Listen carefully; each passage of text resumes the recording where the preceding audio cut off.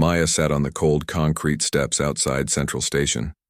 The morning sun was just starting to warm the busy street, but she still felt cold. Her old jacket had holes in it, and her shoes were worn out from walking so much. She had been sitting in the same spot for 3 hours already. People walked past her every few minutes. Some were going to work with coffee cups in their hands. Others were students with heavy bags on their backs. Most of them looked at their phones as they walked. They did not look at Maya. In front of Maya was an old violin case. The black case was scratched and dirty, but she kept it clean as best she could. Inside the case was a few coins and some crumpled dollar bills. Not much money, but enough to buy a small meal later. Maya held a piece of cardboard in her lap. She had written on it with a black marker, "Can I play for food?" The letters were neat and clear. She had made the sign 3 weeks ago when she first started sitting here. Next to her sat her most important thing in the world. It was a violin. The violin was old but beautiful. The wood was a warm brown color, and it still shined when the sun hit it. Maya took care of this violin better than she took care of anything else. It was the only thing she had left from her old life. A woman in a business suit walked by. She was talking loudly on her phone about some meeting. She did not even look at Maya. A man jogged past, listening to music with white earphones. He stepped around Maya's violin case like it was just another piece of trash on the street. Maya watched all these people go by.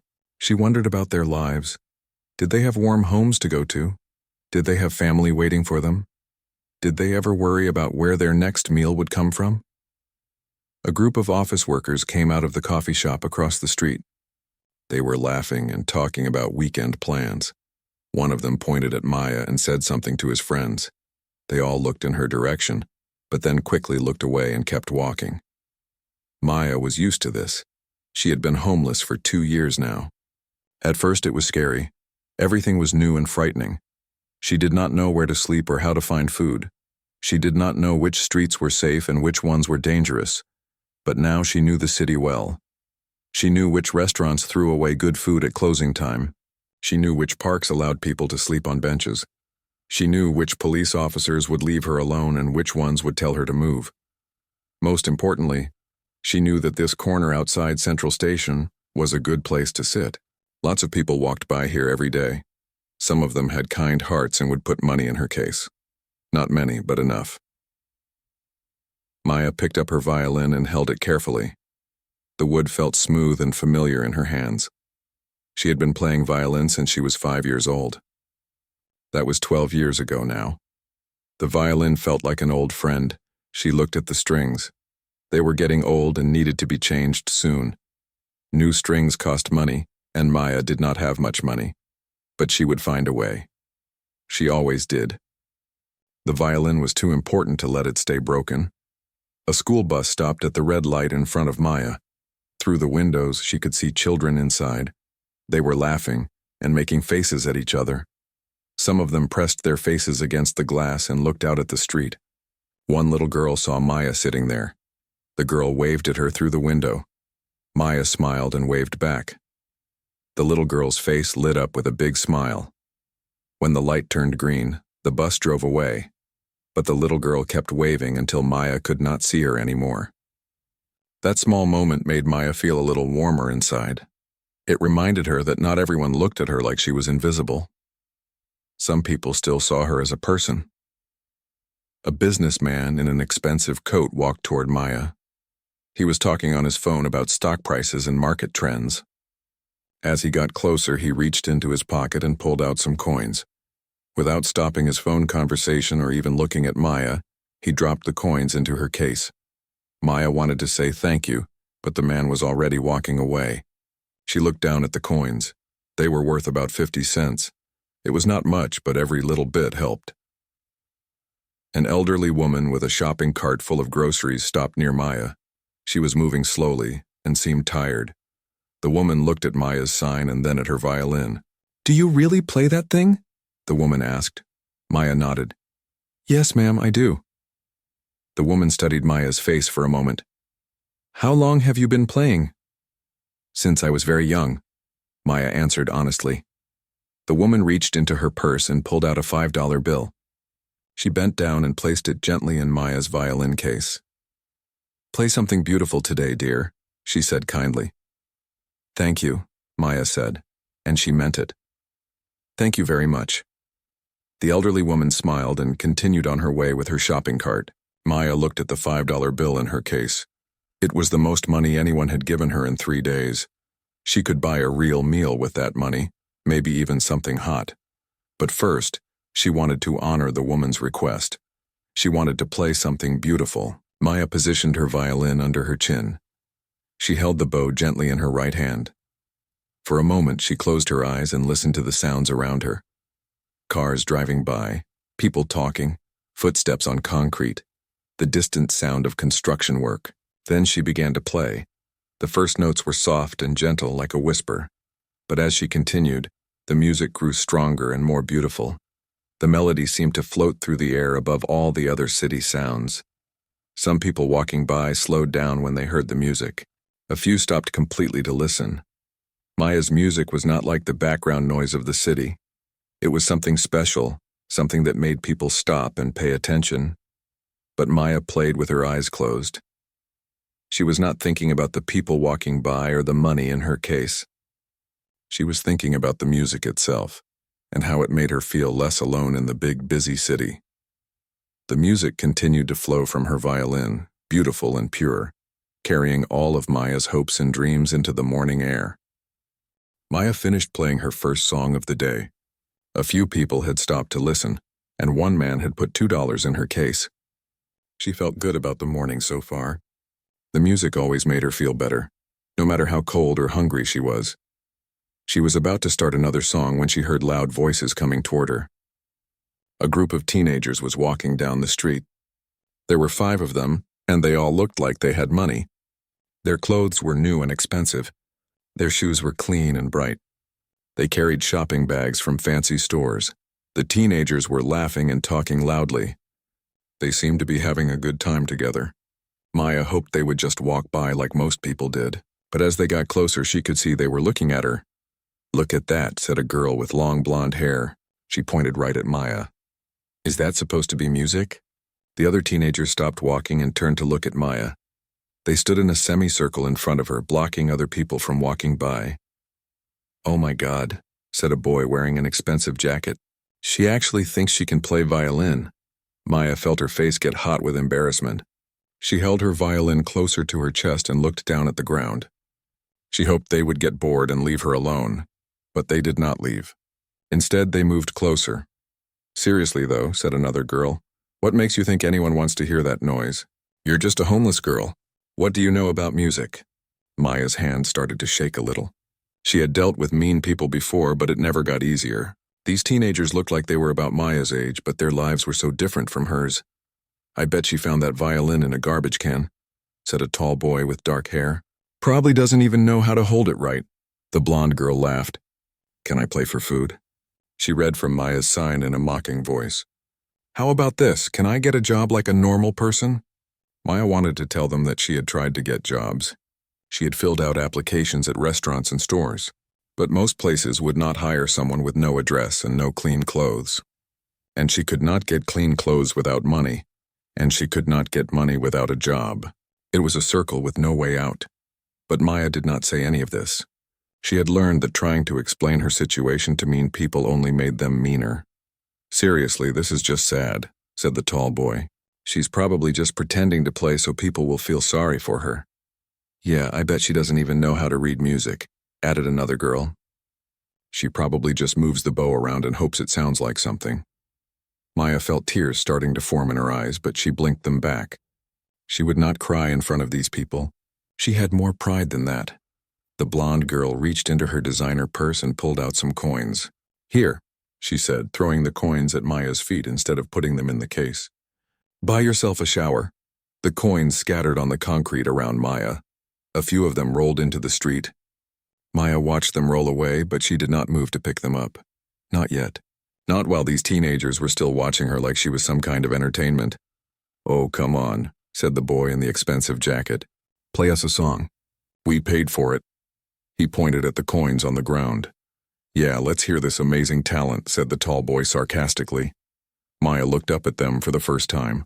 Their faces were cruel and amused. They were enjoying making her feel small and worthless. To them, she was not a real person with real feelings. She was just something to laugh at. "What's wrong?" asked the blonde girl with fake concern. "Stage fright." The group laughed again. A few other people walking by had stopped to watch what was happening.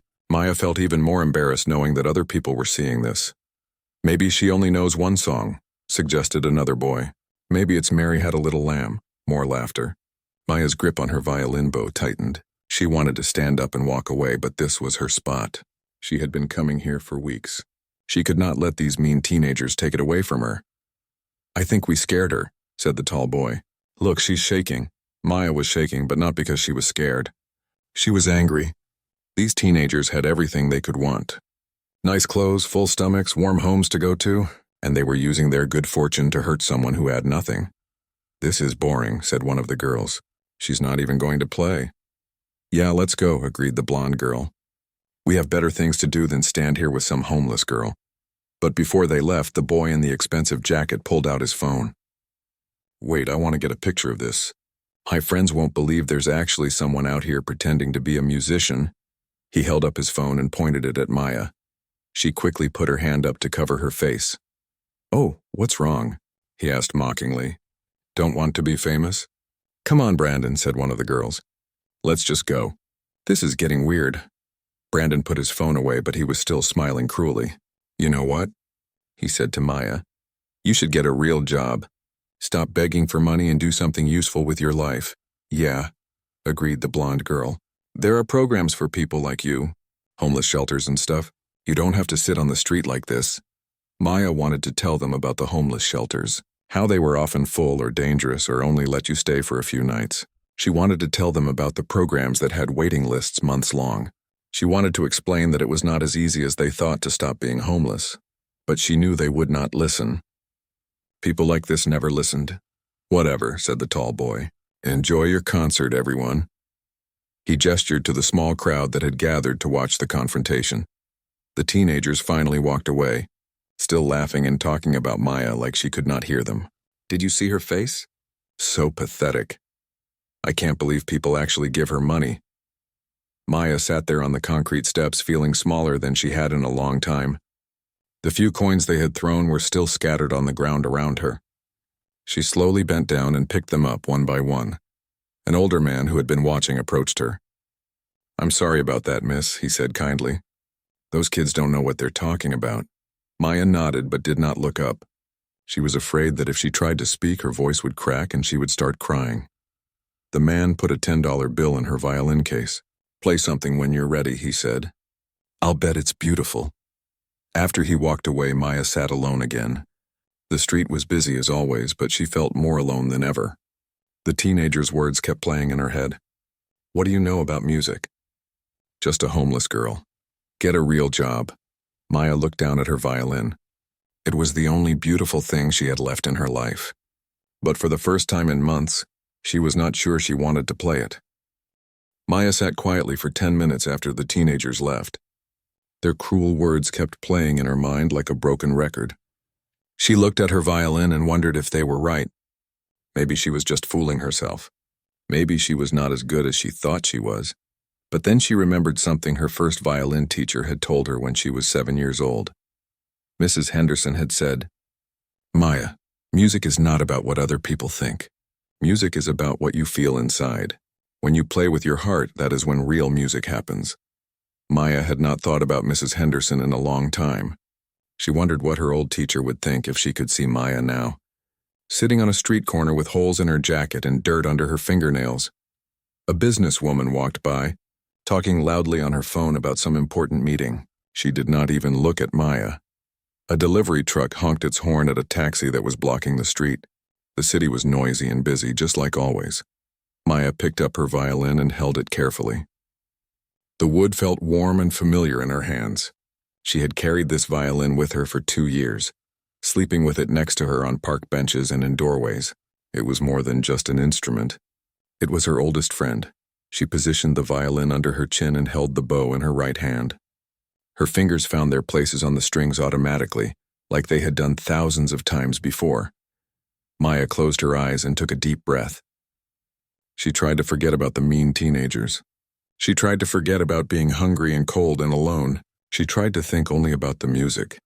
The first note came out soft and clear. It was a note from a song her mother used to sing to her when she was little. The melody was simple but beautiful, like a lullaby that could make everything feel better. As Maya continued to play, something magical started to happen. The music seemed to grow stronger and more beautiful with each note. Her fingers moved across the strings with perfect control. The bow glided smoothly, creating sounds that were both gentle and powerful. A man who was walking to catch the bus stopped when he heard the music.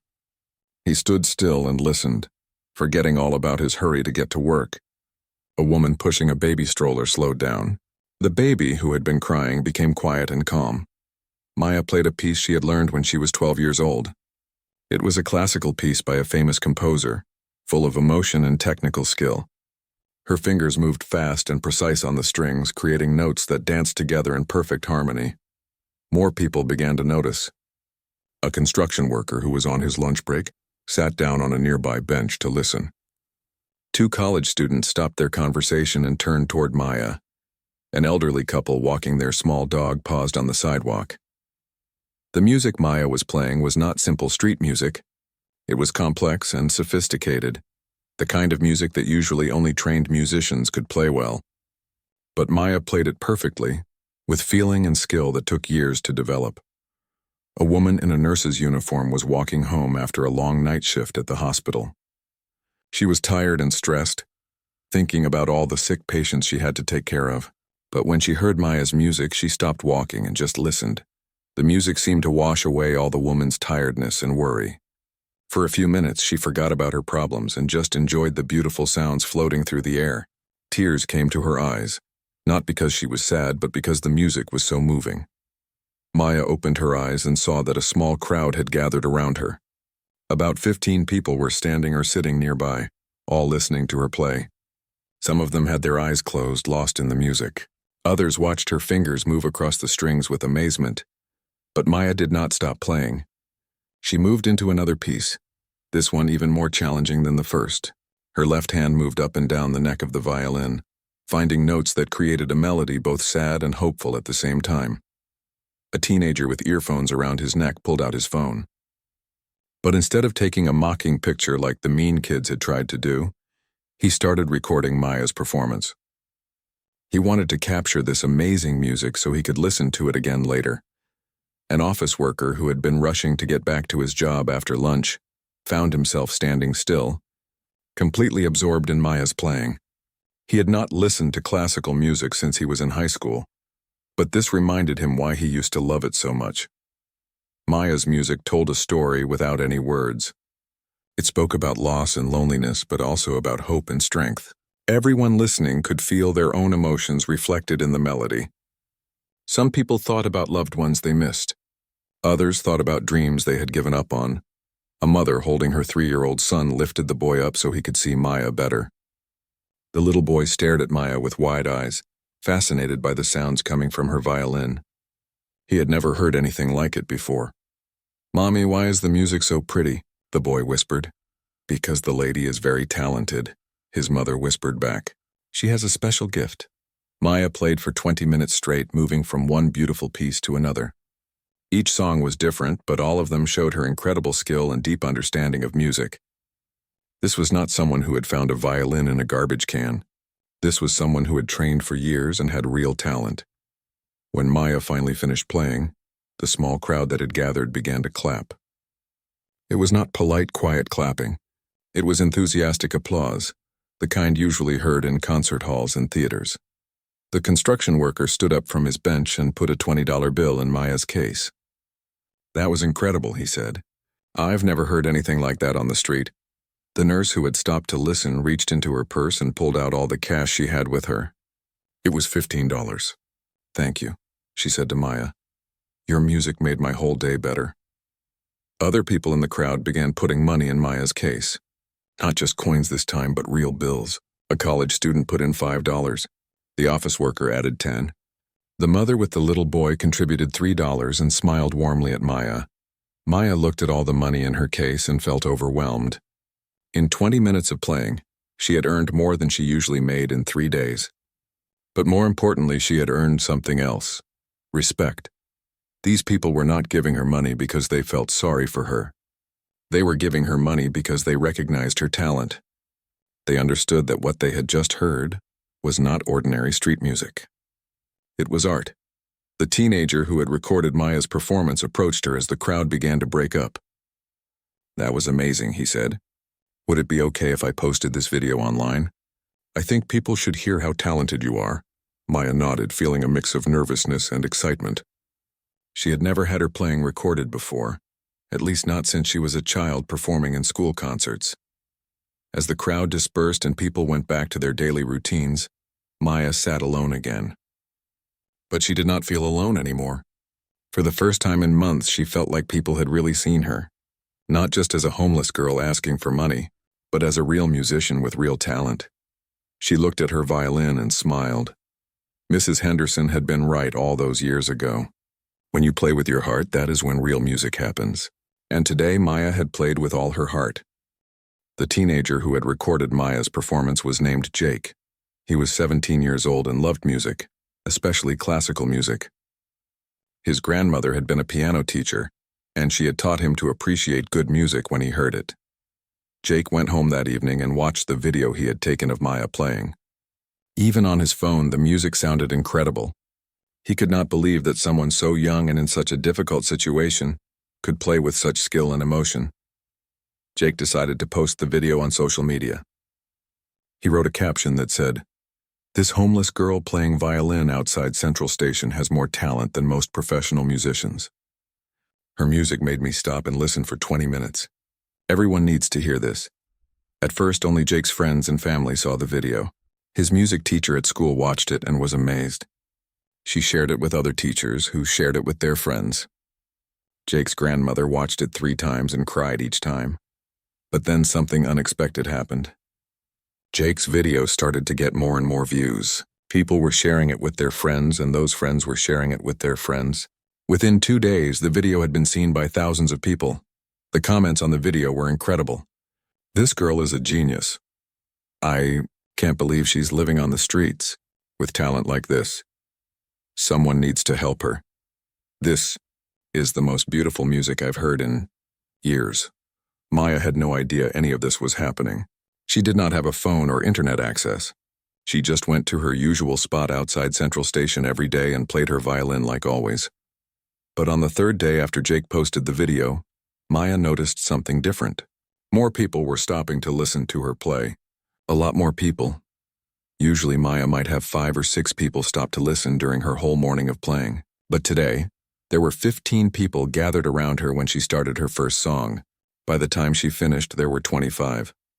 A young woman approached Maya when she took a break between songs. "Excuse me," the woman said politely. "Are you the violinist from the video that's going around online?" Maya looked confused. "What video?" The woman showed Maya her phone. On the screen was a video of Maya playing violin. Maya could see herself sitting on the steps playing the same song she had played a few days ago. "This video has been shared over 50,000 times, the woman explained.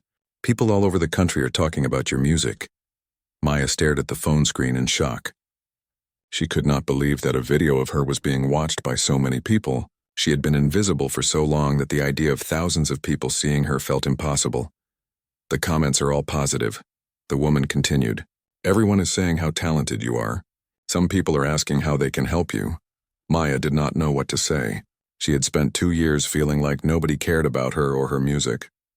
Now she was hearing that thousands of people not only cared but thought she was talented. "Can I give you some advice?"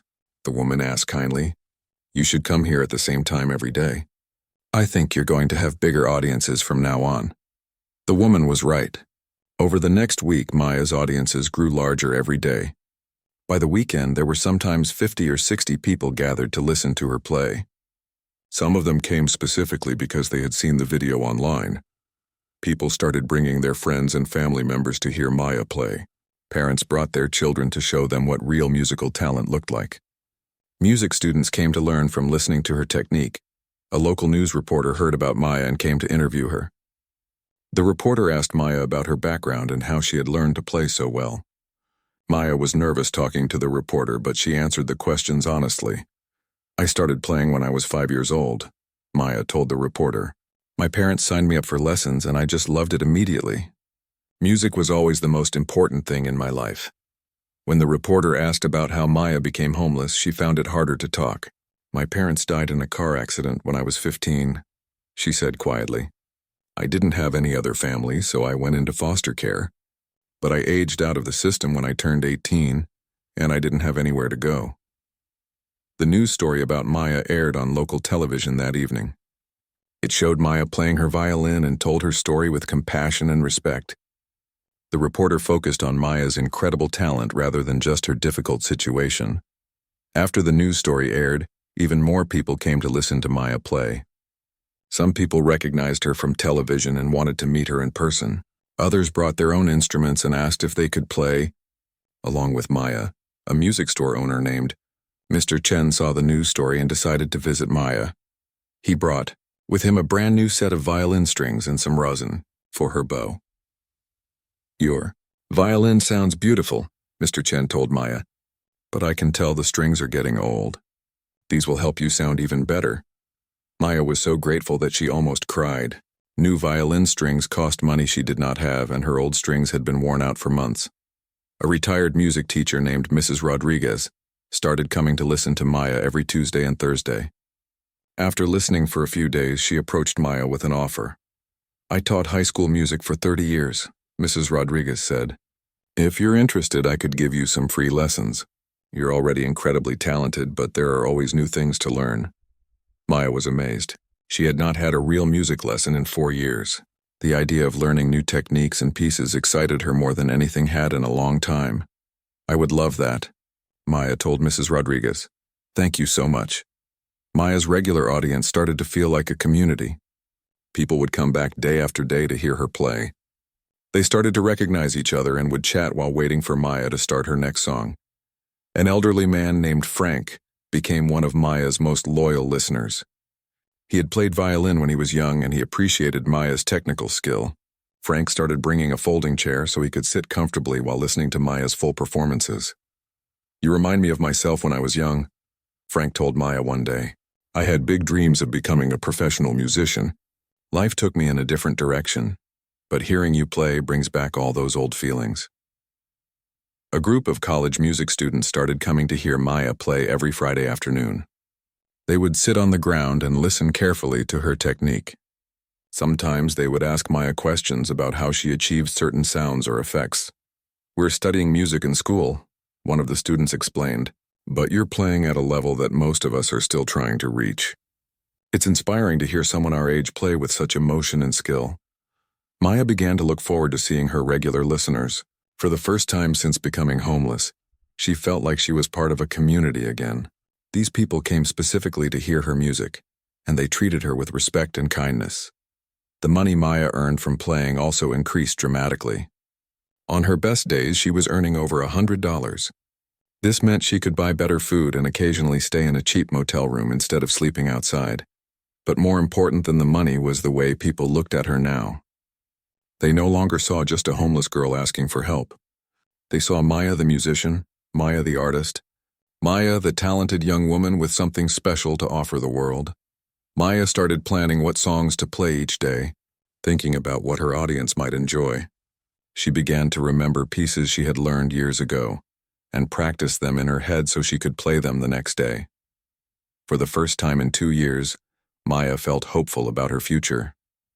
She did not know exactly what would happen next, but she knew that her music was touching people's lives, and that made her feel like maybe, just maybe, things were going to get better.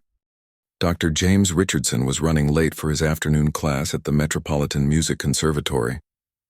He had spent the morning grading final exams and lost track of time. Now he was walking quickly through downtown, trying to get to the subway station as fast as possible. Dr. Richardson had been teaching music for over 20 years.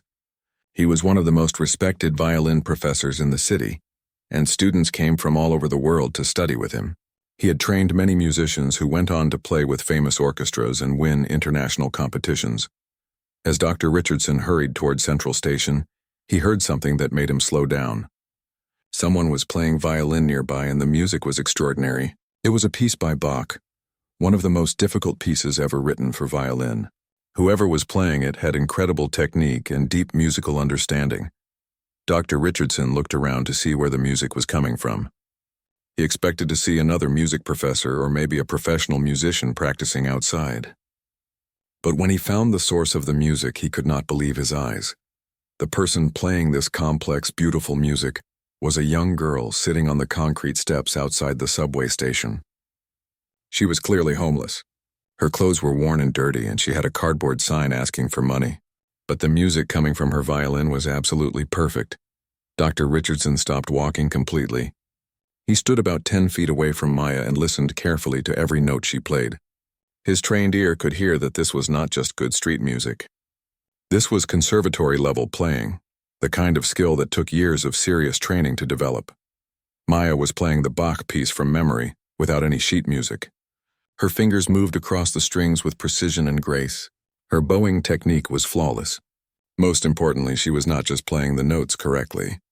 She was interpreting the music with real emotion and artistic insight.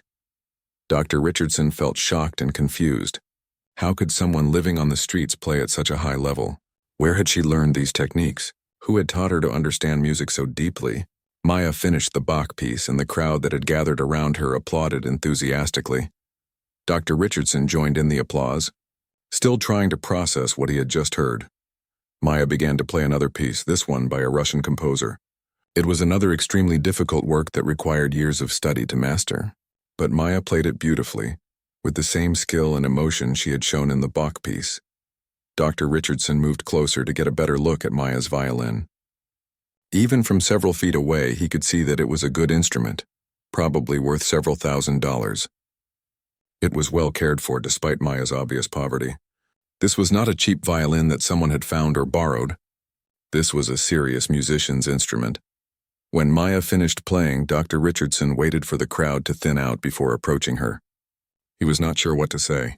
How do you start a conversation with someone whose situation seems so hopeless, but whose talent is so extraordinary? "Excuse me," Dr. Richardson said politely. "That was incredible playing. Where did you study music?" Maya looked up at him with surprise. Most people just listened and left or asked questions about her personal situation. Nobody had ever asked about her musical education before. "I studied violin from when I was 5 until I was 15, Maya answered. "I had private teachers and played in youth orchestras." "Who were your teachers?"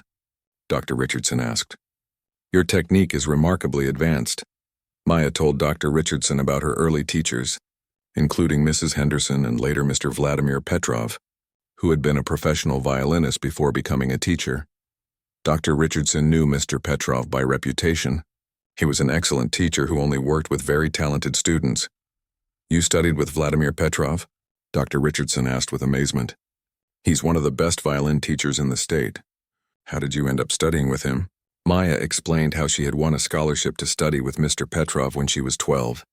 She had been considered a child prodigy and had performed with the youth symphony several times.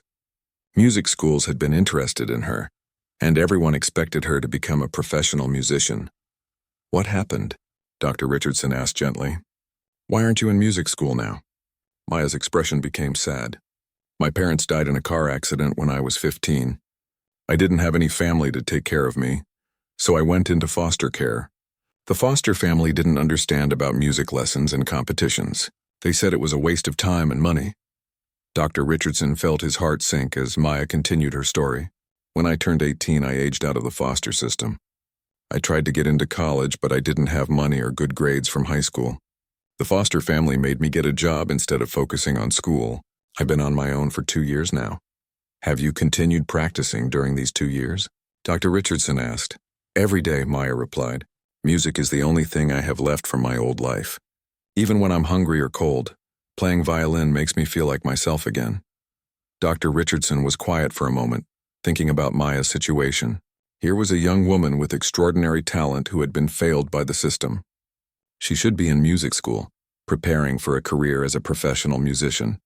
Instead, she was living on the streets.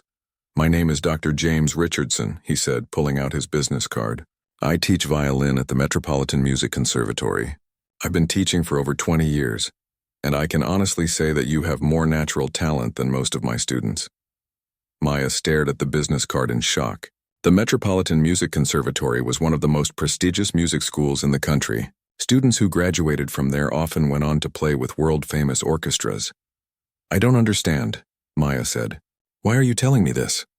"Because talent like yours is extremely rare," Dr. Richardson explained. "It would be a tragedy to let it go to waste. I'd like to help you if you're interested." Maya did not know what to say.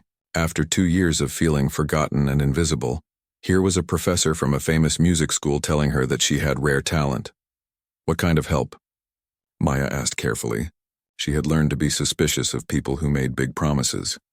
"First, I'd like you to come to my office at the conservatory," Dr. Richardson said. "I want to hear you play in a proper setting, and I want to assess your current skill level. Then we can talk about options." "Options for what?" Maya asked.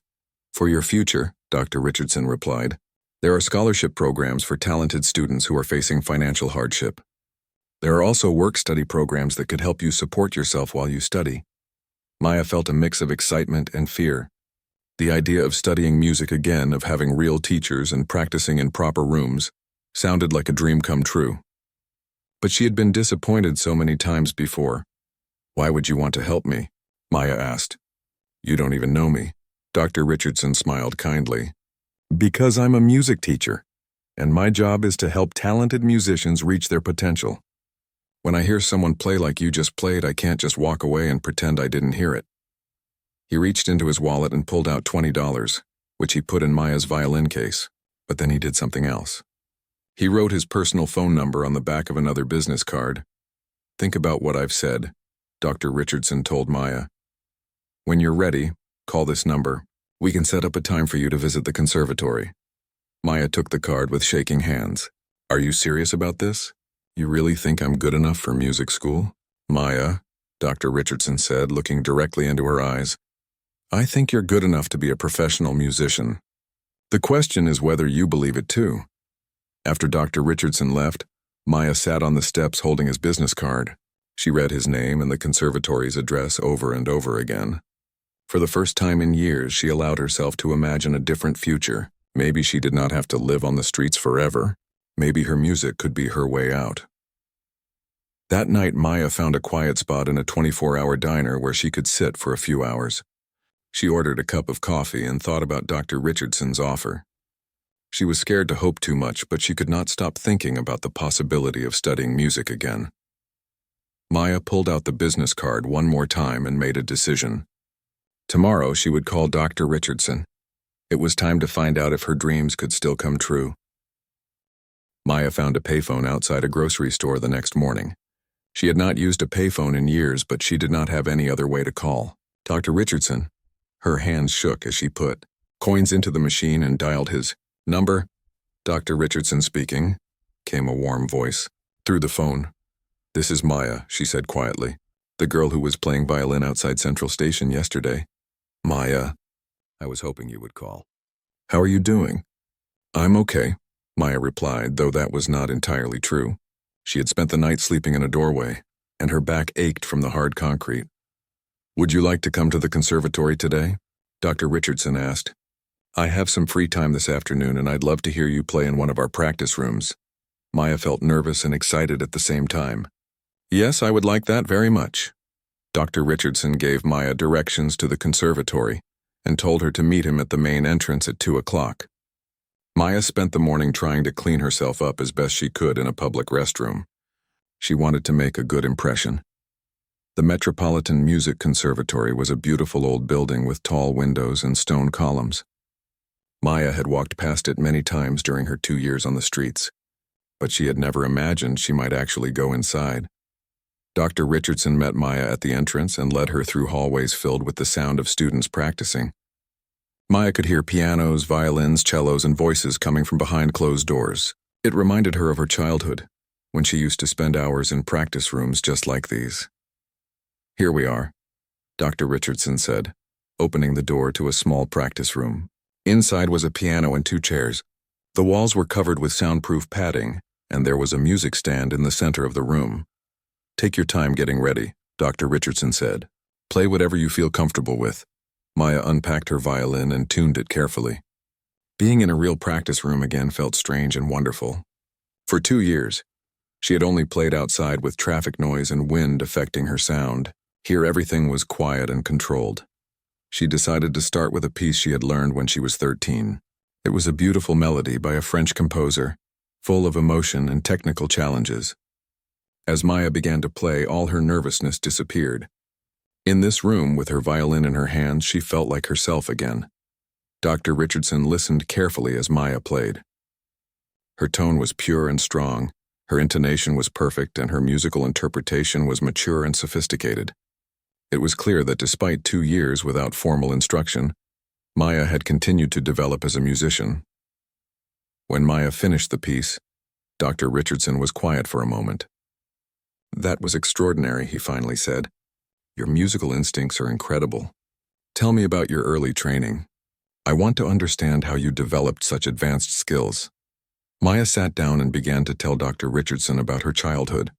She had not talked about her past in detail for a long time, and it felt both painful and healing to remember. "I started playing violin when I was 5, Maya began. "My mom had always loved classical music, and she wanted me to learn an instrument. She said music would always be with me no matter what happened in life." Maya's voice became softer as she remembered her mother. "Mom was right. Even when everything else was taken away, I still had music." "Tell me about your early teachers," Dr. Richardson encouraged. "My first teacher was Mrs. Henderson. She was very patient and kind. She taught me how to hold the violin and bow properly, and she made learning fun. I practiced every day because I loved it so much." Maya explained how quickly she had progressed. By age 8, she was playing pieces that most students did not learn until they were much older. Mrs. Henderson recommended that Maya audition for the city's youth orchestra. "I was so nervous for that audition," Maya remembered. "But when I started playing, I forgot about being scared. I just focused on the music." Maya was accepted into the youth orchestra, where she met other serious young musicians. She made friends and felt like she belonged somewhere. Music was not just a hobby for these kids. It was their passion and their future. "When I was 10, Mrs. Henderson said she had taught me everything she could," Maya continued. "She recommended that I audition to study with Mr. Petrov. He only accepted students who he thought had professional potential. Mr. Petrov had been a demanding teacher, but he had pushed Maya to reach levels she had not known were possible. Under his guidance, Maya had learned advanced techniques and sophisticated musical concepts. Mr. Petrov taught me that playing violin was not just about hitting the right notes," Maya explained. "He said music was a language and I needed to learn how to speak it fluently." By age 12, Maya was performing solo pieces with the youth orchestra. Music schools had begun to notice her, and there was talk of early admission programs and scholarships. "I won several competitions when I was 13 and 14, Maya told Dr. Richardson. "Everyone said I was going to be a professional violinist. My parents were so proud." Maya's voice broke a little as she talked about her parents. "They came to every concert and competition. They supported my dreams even when it was expensive and required a lot of driving around to different cities." Dr. Richardson listened with growing amazement as Maya described her early success. This had been a child prodigy, someone who had been on track to become a professional musician before her life was destroyed by tragedy. "What happened the night your parents died?" Dr. Richardson asked gently. Maya was quiet for a long time before answering. "It was raining really hard. They were driving home from one of my competitions. I had won first place and we were all so excited. Dad was talking about maybe getting me a better violin as a reward." Tears began to form in Maya's eyes as she continued. "A drunk driver ran a red light and hit their car. They both died instantly. I was in the back seat, but I only had minor injuries. Sometimes I think it would have been better if I had died with them." Dr. Richardson felt his heart break as he listened to Maya's story. To lose both parents at 15 would be devastating for anyone. But for a young musician on the verge of a professional career, it was especially tragic. "What happened after that?" Dr. Richardson asked. "I didn't have any other family," Maya explained. "My parents were both only children and my grandparents had died when I was little. The state put me in foster care." Maya described how the foster family had not understood her musical ambitions. They saw violin lessons as an unnecessary expense and competitions as a waste of time. They wanted Maya to focus on getting a job and being practical. They made me stop studying with Mr. Petrov, Maya said with sadness in her voice. They said classical music was not going to pay the bills. They wanted me to learn computer skills or something more useful. Without proper instruction and support, Maya's musical development had stalled. She continued to practice on her own, but she missed out on advanced training and performance opportunities. I tried to keep up with my musical friends, Maya said, but it was hard. They were all moving forward with their careers while I was stuck. Eventually, we lost touch. When Maya turned 18 and aged out of foster care, she had no money, no support system, and no clear path forward. She had tried to get into college, but she needed financial aid and academic support that she could not access. I've been on the streets for 2 years now, Maya concluded, but I never stopped playing. Music is the only thing that makes me feel connected to who I used to be. Dr. Richardson was quiet for several minutes after Maya finished her story. He was processing everything he had heard and thinking about what could be done to help her. Maya, he finally said, you have experienced more tragedy and hardship than most people face in a lifetime, but your talent has survived. That tells me something important about your character and your dedication to music. What do you mean? Maya asked. I mean that despite having every reason to give up, you kept practicing. You kept improving. You maintained your skills without teachers or formal support. That kind of commitment is rare, even among my most serious students. Dr. Richardson stood up and walked to the window of the practice room. I want to help you get your life back on track. But first, I need you to understand something. Your past does not define your future. What happened to you was terrible and unfair, but it does not mean your dreams are over. Maya looked at Dr. Richardson with hope and fear in her eyes. Do you really think there's still a chance for me? I'm already 19. Oh, serious musicians have been in training programs for years by now.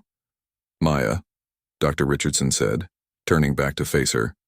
Talent like yours does not disappear.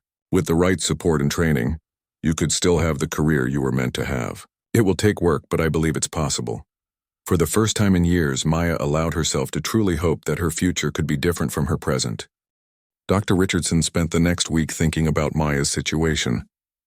He had taught many talented students over the years, but he had never encountered someone with such extraordinary ability, who had been failed so completely by the system.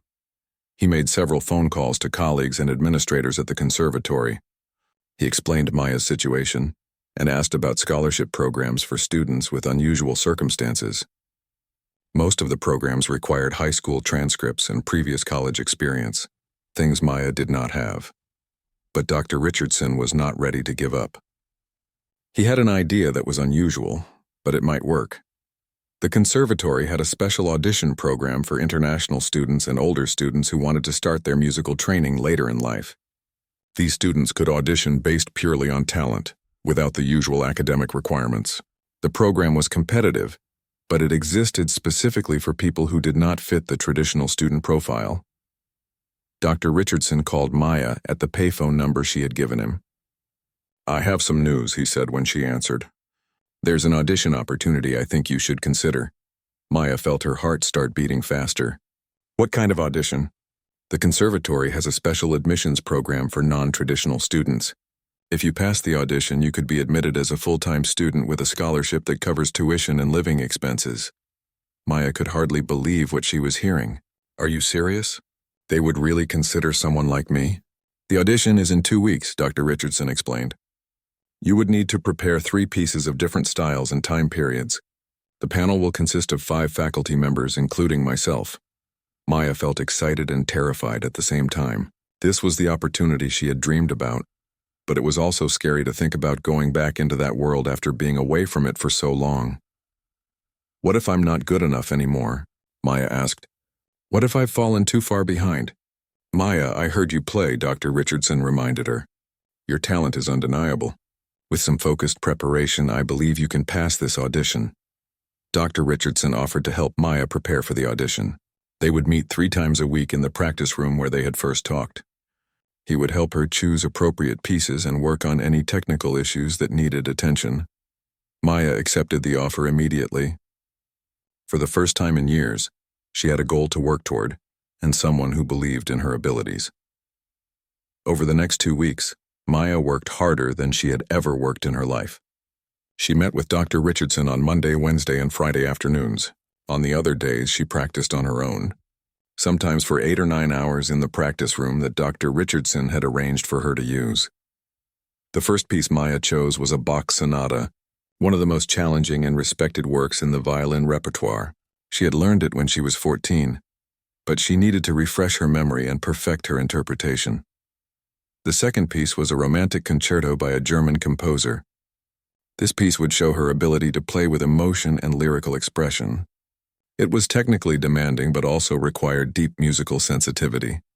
For her third piece, Maya chose a modern work by a contemporary composer. This piece would demonstrate her versatility and her ability to handle different musical styles.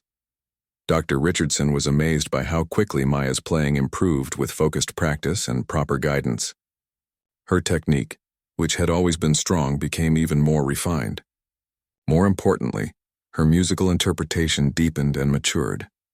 "You've improved more in 2 weeks than most students improve in 6 months," Dr. Richardson told Maya after one of their practice sessions. "Your dedication is remarkable." Maya was grateful for Dr. Richardson's help, but she was also terrified about the audition. She had not performed for judges or critics in 4 years. What if she got nervous and made mistakes? What if the panel members looked at her appearance and made judgments before she even started playing? "I'm scared," Maya admitted to Dr. Richardson a few days before the audition. "What if they don't take me seriously because of how I look?" Dr. Richardson understood Maya's concerns. "The other faculty members don't know your background story," he said. "They will judge you purely on your musical ability." "That's what you want, isn't it?" Maya nodded, but she was still nervous. She had gotten used to people looking at her with pity or dismissal. The idea of being judged as a serious musician felt both wonderful and terrifying. The night before the audition, Maya could not sleep. She found a quiet place in an all-night diner and sat with a cup of coffee, going over the pieces in her mind. She visualized her fingers on the strings and heard the melodies in her head. A waitress at the diner noticed that Maya looked nervous. "Big day tomorrow?" she asked kindly. "The biggest day of my life," Maya replied honestly. "Well, whatever it is, I hope it goes well for you," the waitress said with a warm smile. The morning of the audition, Maya took extra care getting ready. She had managed to buy some cleaner clothes with the money she had earned from playing on the street. They were not fancy, but they were neat and appropriate. Dr. Richardson met Maya at the conservatory entrance. "How are you feeling?" he asked. "Terrified," Maya answered honestly, "but also excited." "That's exactly how you should feel before an important audition," Dr. Richardson said. "The nerves will disappear once you start playing." They walked together to the audition room. Outside the door, Maya could hear someone else playing piano inside. When that person finished, Dr. Richardson knocked on the door. "Come in," called a voice from inside. Maya entered the room with her violin case. Inside were 5 professors sitting at a long table. They all looked serious and professional. Maya recognized Dr. Richardson, but the other 4 were strangers. "Please introduce yourself and tell us what you'll be playing today," said an older woman who appeared to be the head of the panel. Maya's throat felt dry, but she managed to speak clearly. "My name is Maya Johnson, and I'll be playing 3 pieces today. First a Bach sonata, then a concerto by Brahms, and finally a contemporary piece by Jennifer Higdon." The panel members nodded and made notes on their papers. Maya noticed that they did not react to her appearance or ask questions about her background. They seemed focused only on the music she was about to play. "Whenever you're ready," the woman said. Maya unpacked her violin and tuned it carefully. Her hands were shaking slightly, but as soon as she positioned the instrument under her chin, she felt calmer. This was where she belonged. This was what she was meant to do. She took a deep breath and began to play the Bach sonata. The first few notes came out clearly and confidently. As she continued, Maya forgot about the judges and the room around her. She was lost in the music, exactly where Dr. Richardson had told her she needed to be. The Bach piece flowed beautifully from her violin. Every note was precise, every phrase was musical. When she finished, the panel members looked impressed, though they tried to remain neutral. Maya moved on to the Brahms concerto. This piece allowed her to show her emotional range and her ability to create a compelling musical narrative. As she played, tears formed in the eyes of one of the judges. The music was so beautiful and moving that it was impossible not to be affected by it. Finally, Maya played the contemporary piece. This was the most challenging of the 3, with complex rhythms and unusual harmonies. but Maya navigated it expertly, showing that she could handle any style of music with confidence and skill. When Maya finished playing, the room was completely silent for several seconds. Then the head of the panel spoke. "Thank you, Maya. That was extraordinary. Please wait outside while we discuss your audition." Maya packed up her violin and left the room. She sat in the hallway, her heart pounding. She had no idea how the audition had gone from the judge's perspective. To her, it had felt good, but she was too nervous to trust her own judgment. After what felt like hours but was probably only 20 minutes, Dr. Richardson came out of the room. His face was serious, and Maya could not read his expression. "Maya," he said, "could you come back in, please?" Maya's legs felt weak as she walked back into the audition room. The 5 judges were all looking at her with expressions she could not interpret. The head of the panel stood up. "Maya," she said, "in 30 years of teaching, I have rarely heard an audition of this caliber. Your technical skill is extraordinary, but more importantly, your musical maturity and emotional depth are remarkable." Maya held her breath, waiting to hear what came next. "We would like to offer you a full scholarship to the Metropolitan Music Conservatory, including tuition, room and board, and a small stipend for living expenses." Maya stared at the woman in shock. She could not believe what she was hearing. After years of struggle and hardship, after thinking her dreams were over, she was being offered a chance to study at one of the most prestigious music schools in the country. "Are you serious?" Maya whispered. "Completely serious," the woman replied with a smile. "Welcome to the conservatory, Maya. We're excited to work with you." Maya felt tears streaming down her face, but for the first time in years, they were tears of joy. 3 months after her audition, Maya was living in a dormitory room at the Metropolitan Music Conservatory. She had her own bed, her own desk, and access to practice rooms whenever she wanted. After 2 years of sleeping outside and worrying about where her next meal would come from, having a warm, safe place to live felt like a miracle. Maya's days were now filled with classes, practice sessions, and rehearsals. She was taking music theory, music history, and advanced violin technique. She was also part of the conservatory's orchestra, where she played alongside other talented young musicians. The adjustment to school life had not been easy. Maya had to learn how to study again and how to interact with classmates who came from very different backgrounds. Most of her fellow students had been preparing for music careers their entire lives, with supportive families and expensive private lessons. But Maya's unique experiences had given her something that many of her classmates lacked: a deep appreciation for the opportunity she had been given and a determination to make the most of it.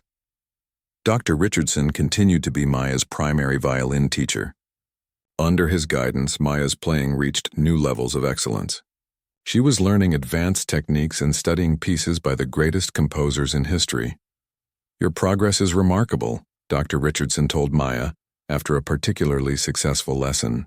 "You're playing at a level that many students don't reach until their final year." Maya's story had spread throughout the conservatory.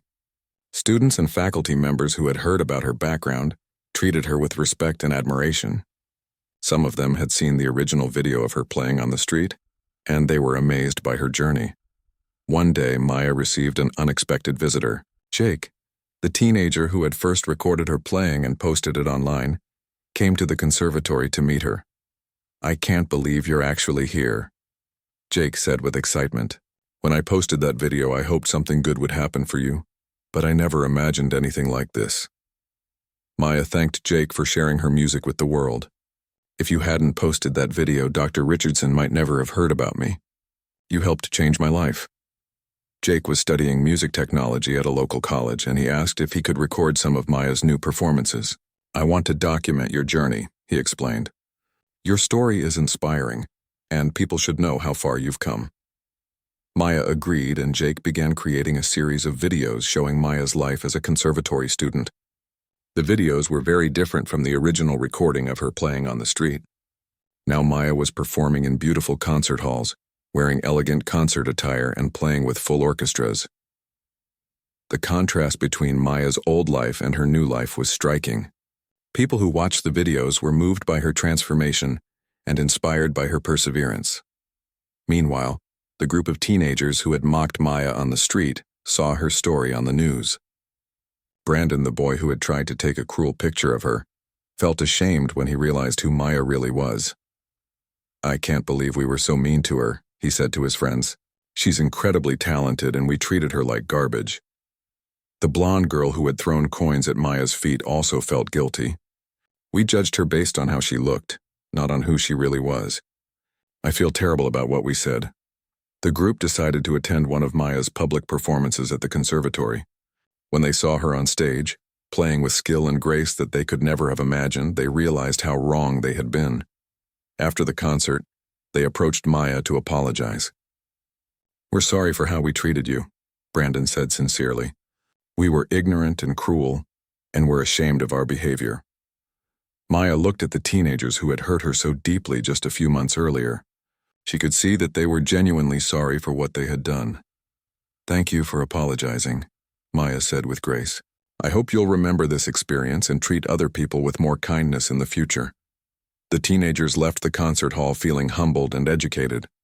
They had learned an important lesson about not judging people based on their appearance or circumstances.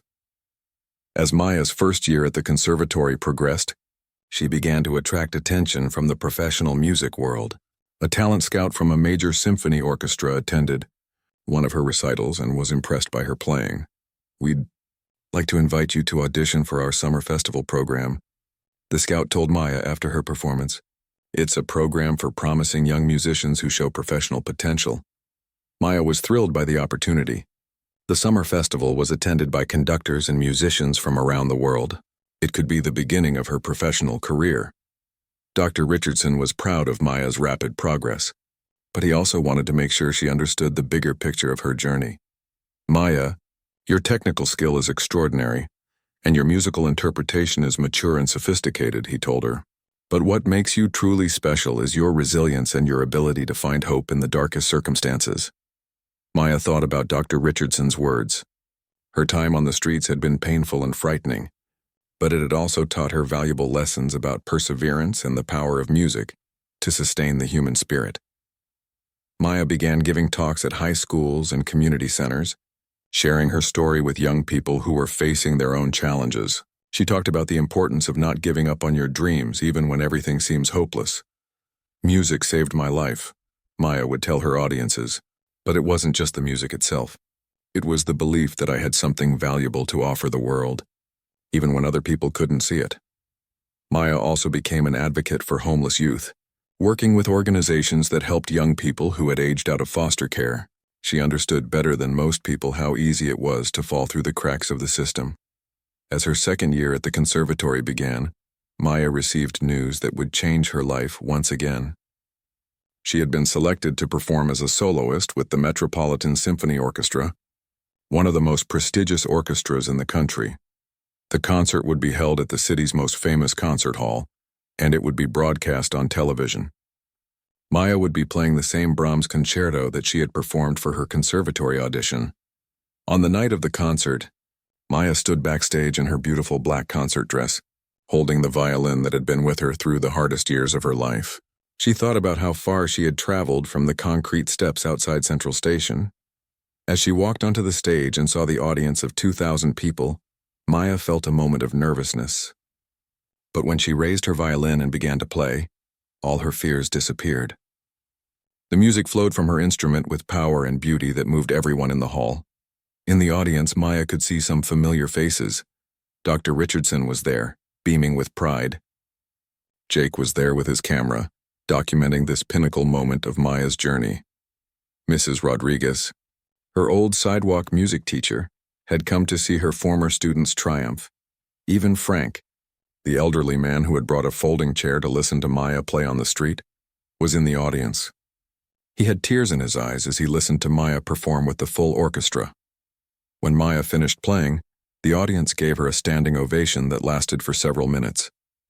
She had gone from being ignored and mocked on the street to being celebrated in one of the world's great concert halls.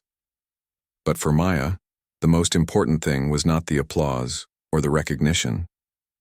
It was the knowledge that she had never given up on herself or her music, even in the darkest times.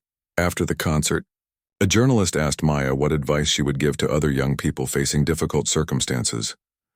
"I would tell them that their current situation does not define their future." Maya replied. Talent and determination can overcome incredible obstacles.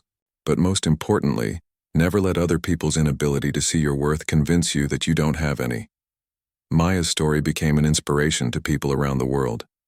She had proven that with talent, hard work, and the support of people who believe in you, it is possible to overcome even the most challenging circumstances. From a homeless girl asking, "Can I play for food?" to a celebrated soloist performing with major orchestras, Maya's journey showed that everyone deserves to be seen, heard, and valued for their unique gifts. And every time Maya played her violin, whether in grand concert halls or small community centers, she remembered the lesson her mother had taught her when she was 5 years old. Music would always be with her. No matter what happened in life, Maya's mother had been right. Music had not only stayed with Maya through her darkest days, it had ultimately led her home.